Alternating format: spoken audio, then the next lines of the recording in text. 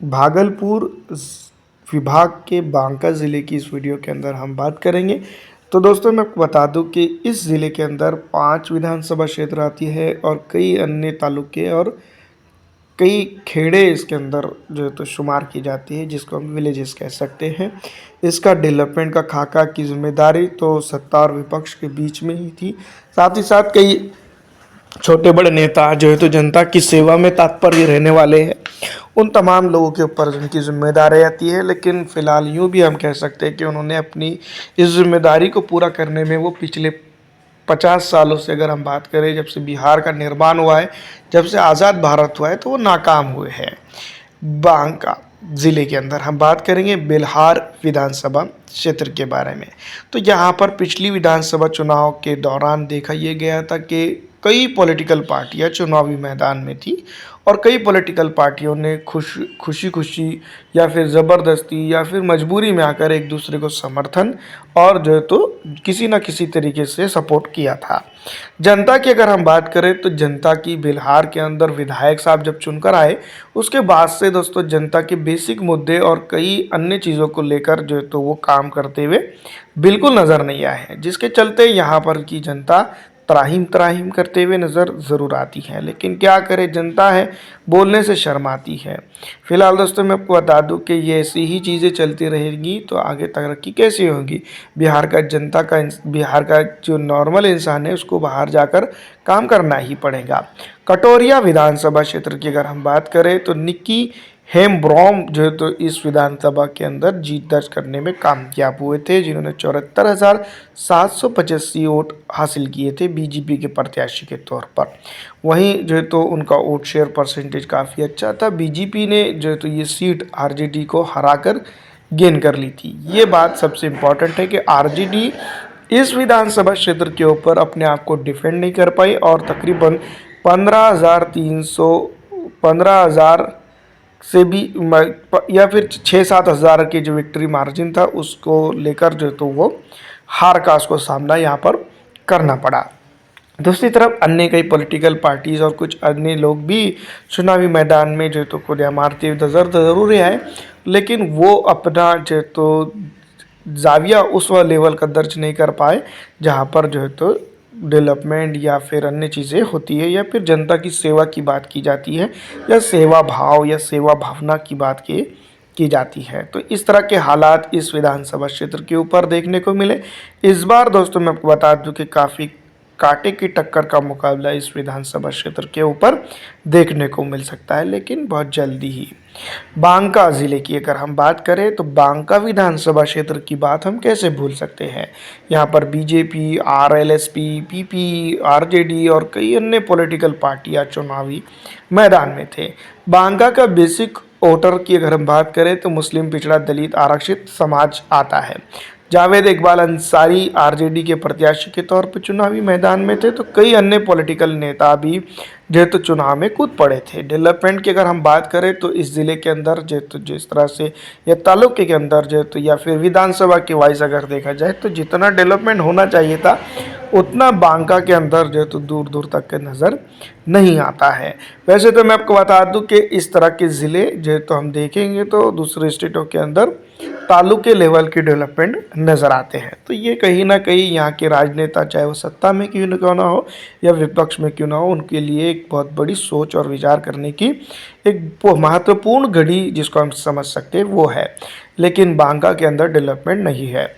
दूसरी तरफ अगर हम देखते हैं तो कई अन्य क्षेत्रों के लोग जो तो यहाँ पर काम करने के लिए आते हैं मजबूरी के लिए, तो उनके लिए भी खासा इंतज़ाम या फिर उनके लिए जो तो मैं आपको बता दूं कि रोज़गारी की चीज़ें यहाँ पर देखने को नहीं मिलती है। तमाम तर चीज़ें हैं, बांका के अंदर डेवलपमेंट होना चाहिए। कई अन्य चीज़ें को लेकर जो है तो यहाँ पर जिसको हम कह सकते हैं कि अब दंगल होगा, चुनावी दंगल होगा, जिसमें हिमायम भी अपनी बात रखेंगी कि किस तरह से डेवलपमेंट किया जा सकता है। यहाँ पर मुस्लिम प्रत्याशी चुनकर आ सकता है।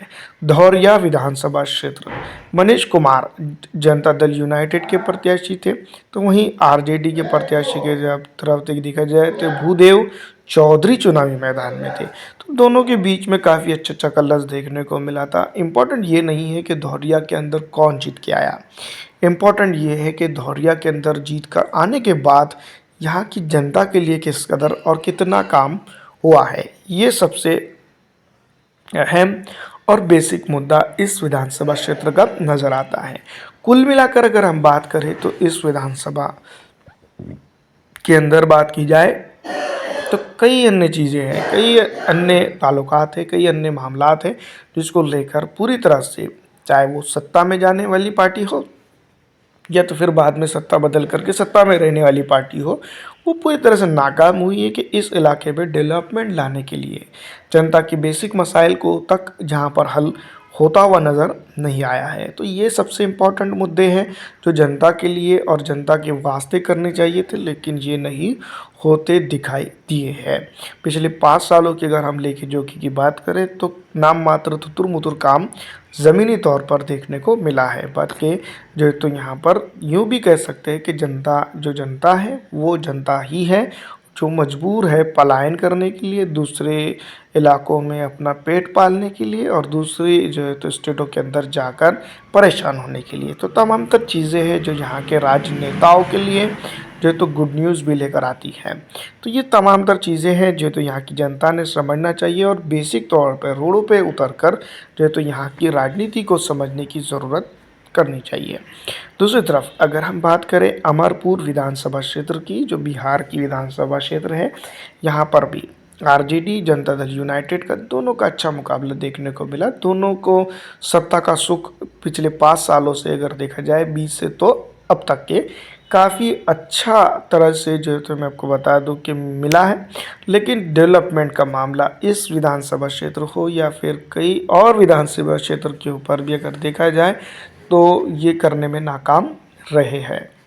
यहाँ पर जो है तो सबसे इम्पोर्टेंट बात ये रही है कि यहाँ का युवा, यहाँ का बेरोज़गार युवा, यहाँ के बेरोज़गार लोग मजबूर है रोज़गारी के लिए, दूसरी तरफ जाने के लिए, अच्छे कॉलेजेस के लिए, अच्छी शिक्षा के लिए और उच्च स्तरीय जांच यानी कि दवाखानों के अंदर इलाज के लिए।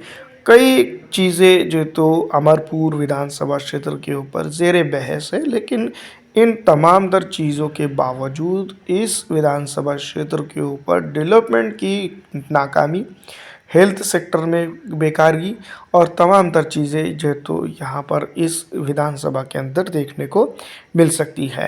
वैसे मैं आपको बता दूं कि बांका ज़िला हो या फिर भागलपुर ज़िला हो, भागलपुर डिवीज़न के अंदर उतना अच्छा डेवलपमेंट नहीं है जितना अच्छा डेवलपमेंट दोस्तों होना चाहिए था। जनता को अच्छी से अच्छी सुविधा की बात तो ज़रूर की जाती है, लेकिन ज़मीनी तौर पर अगर बात की जाए तो ये होता हुआ नज़र नहीं आता है। तो सबसे इम्पोर्टेंट बात यही रहेगी कि इस विधानसभा क्षेत्र के अंदर या फिर इस विधानसभा के अंदर जनता का पुरसाने हाल कोई नहीं है। आपको क्या लगता है, कमेंट करके ज़रूर बताइएगा।